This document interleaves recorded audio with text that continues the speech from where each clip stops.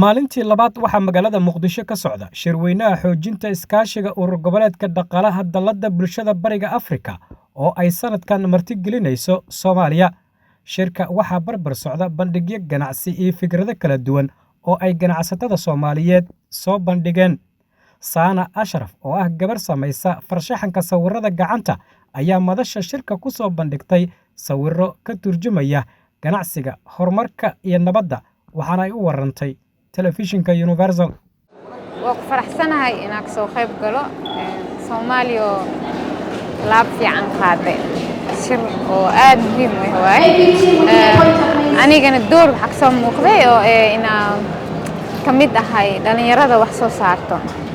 hadda Soomaaliya marka midowga shirka hadda dad waxa ku jiraan ka hadlayaan ganacsatada joogto inkastoo ganacsatada weyn ah laakiin qeybaha ka ah dadka xirfadleyda oo Soomaalida ah صدقت الشركة وحاول موقعي كان في السياسة مية عارفة سمية أو كهاد لعيان نودا noocyada kala duwan ee dalagyada beeraha ayaa ka mid ah ganacsiyada lagu soo bandhigay shirka.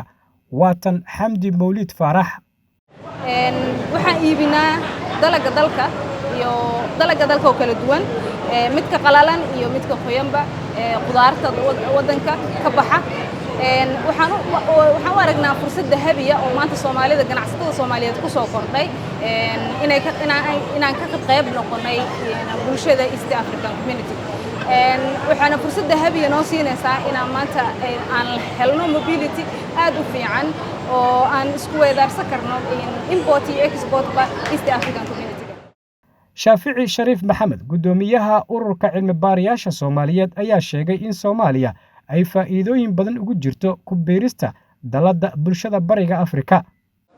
soddon sano waxaan ka daba cararaynay dad aan noo ogoleen inaan la ganacsano ayaga kaliya anaa hal dhinac deficit aniga ku jirnay. marka hadda waa fursad kale oo Soomaaliya u hustay. waxaan ugu faa'iideysanaa fursadan ganacsatada Soomaaliyeed iyo dadka aqoon-yahanka. waxaan u sheegaa inaan suuqaas ku biirno waxay u baahan tahay quality-geena ama tayadeena inaan kordhino. haddii aan rabno marka beri inaan u geyno wax ayaga waa inaan helnaa wax tayo leh. marka si aan tayadeena u kordhino waan ku qasbanaa marka inaan la ganacsano. marka waxaan leeyahay waa fursad laba dhinac hadda ay uga faa'iideysan karno. gudoomiyaha shirweynaha urur goboleedka iskaashiga dhaqaalaha Bariga Afrika Cabdikariin Muxiidiin ayaa Universal TV ugu warramay waxyaabaha maalintii labaad looga hadlayo shirka xoojinta iskaashiga urur goboleedka dhaqaalaha dalladda ee bulshada Bariga Afrika. marka waxaa ku jiro fursado dhaqaale, waxaa ku jiro fursado waxbarasho, waxaa ku jiro fursado siyaasadeed, waxaa ku jiro fursado ganacsi oo dadka Soomaaliyeed iyo ganacsatada Soomaaliyeed u heli karaan suuqaas weyn ee Bariga Afrika inay ka mid noqdaan oo ay ku ganacsadaan. dadka Soomaaliyeed hadda waxay joogaan Bariga Afrika, dhammaan wadamada aan ku biirno dhan wada joogaan, laakiin sifo sharciya iyo sifo oo maxaa lahayn inay bulshada ka tirsan yihiin kuma joogaan.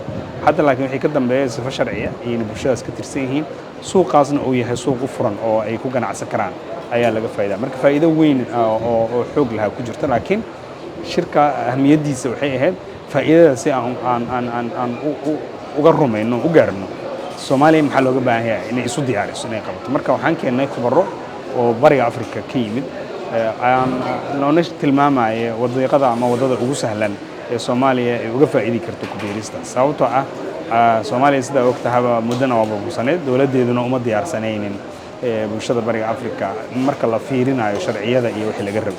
marka shirku waxa ajendaha ugu weyn wax baarsanaa waxay ahayd in dadka Soomaaliyeed iyo khubarada Soomaaliyeed loo tilmaamo jidkii ugu fiicnaayo Soomaaliya isu diyaarin lahayd si ay u noqoto xubin firfircoon oo ka mid ah bulshada Bariga Afrika. Cabdi Casiis, okay, Universal TV, Muqdisho.